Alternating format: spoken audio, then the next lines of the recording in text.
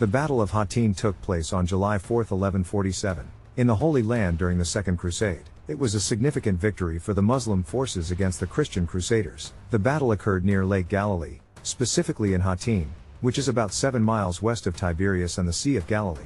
Before the battle, Crusader Reynald of Chatillon, who controlled the castle at Kerak on the road between Damascus and Mecca, conducted several attacks on Muslim caravans and towns along the Red Sea.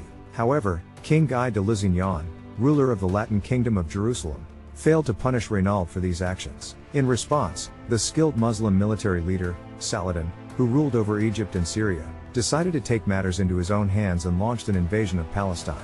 On June 26, 1187, Saladin led a force of about 20,000 soldiers and laid siege to the Crusader stronghold of Tiberias. King Guy's advisors urged him to immediately raise the siege, but Count Raymond of Tripoli, the most capable of the Crusader generals, advised waiting.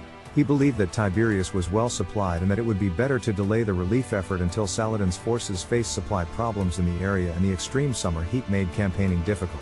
However, Guy ignored this advice and ordered his Christian army, consisting of approximately 1,200 knights and 18,000 infantry, to march towards Tiberias. On July 2, the Christian force reached Sephoria, which was about midway between Acre and Tiberias. Once again, Raymond advised caution, but Guy rejected his counsel.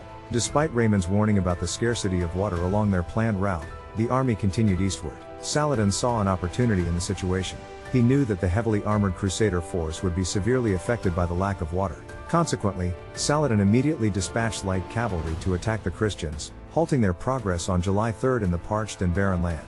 The Muslim attackers, combined with the scorching heat of the day, forced the Christians to take up a defensive position near the village of Hattin, next to two mounds known as the Horns. During the night of July 3 to 4, the Ottomans surrounded the Crusaders and continuously rained arrows upon their camp. The Christians had very little water, and what they had was quickly consumed. Saladin's forces also set nearby brush on fire upwind of the Crusader camp, filling the air with smoke and making it even more challenging for the men and horses. The next morning, July 4, Saladin still avoided direct confrontation with the heavily armored Christians. He replenished his arrow supply and ordered his archers to continue their harassing fire.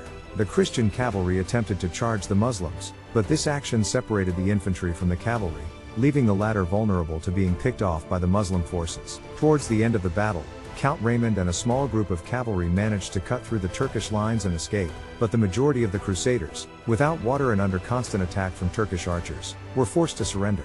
King Guy was among the prisoners. Though the exact casualty numbers are uncertain, most of the Christians were either taken captive or killed. Saladin ordered Reynald of Chatillon to be executed, but he treated King Guy well and released him on the condition that he would not fight again. Count Raymond later succumbed to wounds sustained in the battle. Saladin's victory at Hattin resulted in the Muslim conquest of most of Palestine, as the Christian garrisons had been significantly weakened during the battle. Over the following months, Saladin captured Tiberias, Acre, and Ascalon, but the Crusaders managed to hold off the Ottomans at Tyre with the help of reinforcements arriving by sea. On September 20, Saladin laid siege to Jerusalem, and the city surrendered to him on October 2, 1187. Unlike the actions of the Christians in the First Crusade, Saladin treated the defeated Crusaders with respect and mercy. The Muslim forces now controlled most of the Latin Kingdom of Jerusalem, which the Christians were unable to reclaim. However, the Europeans still held power over the Mediterranean Sea, and they soon launched new crusades in the Holy Land. These subsequent crusades, however, were increasingly driven by secular rather than religious motives.